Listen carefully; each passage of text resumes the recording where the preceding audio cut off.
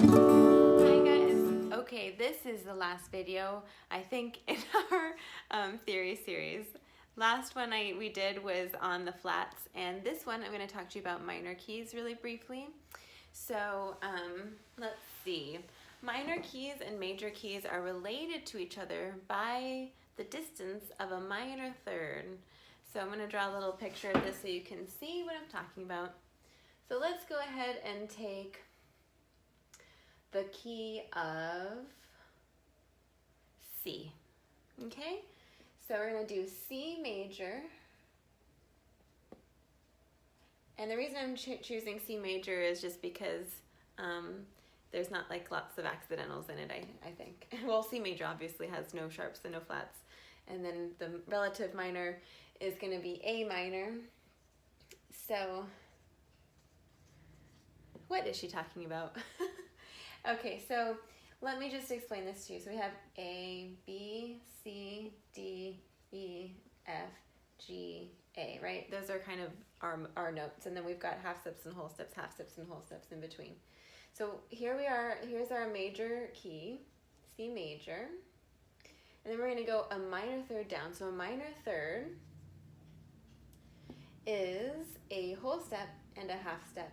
So we've got our half step here, and then we've got our whole step here. So we're going down to A.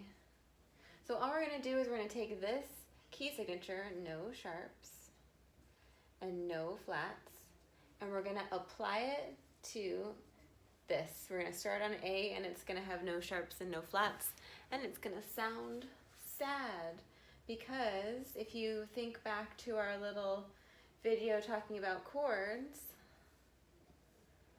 let's just draw an A chord, an A major chord, for example. So we start on A, we go a third up, and to make it major, we've got to make a C sharp there, because we need to have a major third between A and C sharp. A major third is made out of 2 whole steps. So just so you can see, A to B is a whole step, B to C is a half step, and then if we were to put a C sharp up here, that's our other little half step, so that would be 2 whole steps. Are you guys following me? So this is a major, an A major chord, major for a capital M, and then a minor chord would be exactly the same, except you would take out that C sharp and you just have a C natural. So your chord is beginning with a minor third rather than a major third. Okay, so A to C, again, is a minor third. So that makes it a minor chord. So if we are going to apply this key signature to starting on A, it's going to sound a lot sadder than this happy one that's sounding major. So let's see, I'm going to go ahead and just draw out the notes in the A minor scale. So I'm going to be talking to you about a melodic minor scale. So let's see, A minor.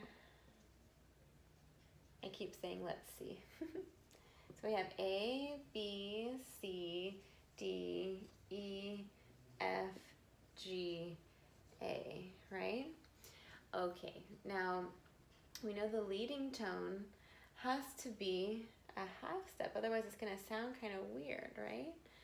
And if we go from F natural to a G sharp, that's a really big stretch. It's going to sound like a harmonic minor scale, which is going to sound kind of Middle Eastern, because we have this huge interval. We have F to F sharp to G, and then G to G sharp. We have a minor third in between F and G sharp here. So we don't want a minor third there. So what we're going to do is we're going to raise it. By the way, 1, 2, 3, 4, 5, 6, 7, and then we're back to 1. So a lot of times, not a lot of times, what am I saying? In the minor scales, you're going to raise the 6th and 7th when you go up, because you want to hear that resolution, right? But then when you go down, you're going to lower them. So you're going to lower this G sharp to a G natural. So you're going to have A, I'm writing this backwards, G, F, E, D, C, B, oop, what am I writing? I was going to write a C there, and A.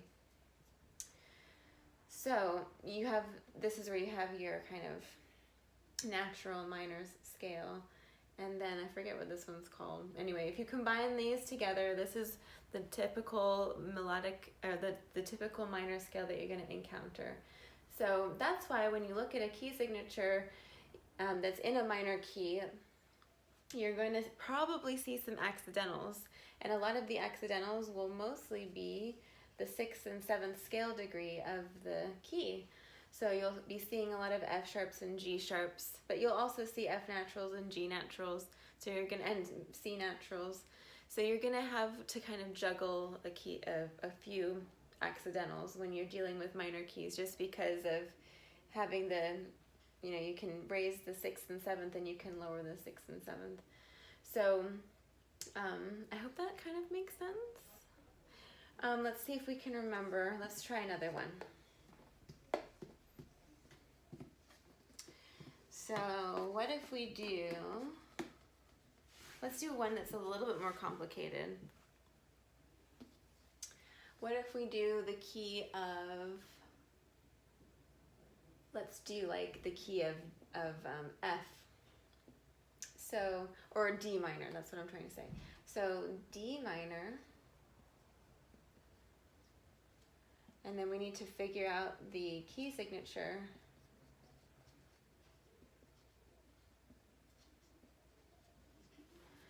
So what we do is we have to go up a minor third, so A, B, C, D, E, F, G, A, and then we've got some whole steps and half steps in there. So here's D.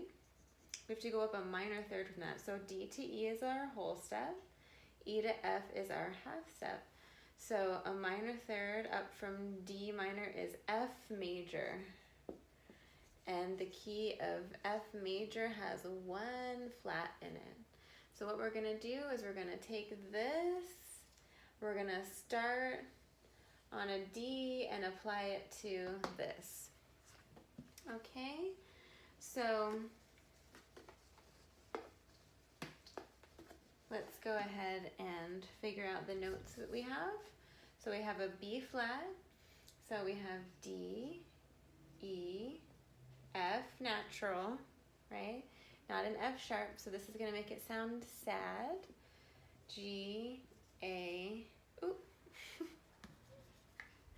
G, A, B flat, C, and D, right?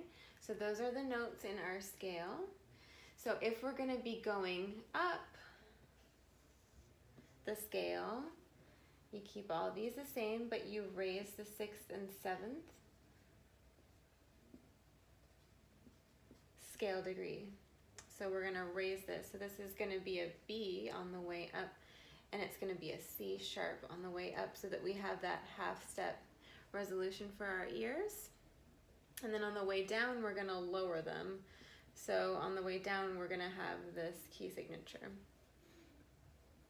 Does that make sense? So the key signature on the way down is the one that's actually written here. Capiche? All right, you guys. So when you're dealing with minor keys, how do you know if you're in a minor key or not? Well, I would start to look for some of the accidentals if you see a lot of accidentals, but a really easy way is if you kind of look at the note that you end on, look at the note that the piece ends on, or look at the note that it begins on. A lot of times pieces begin on the root 3rd or 5th of the chord. So let's take D minor for example.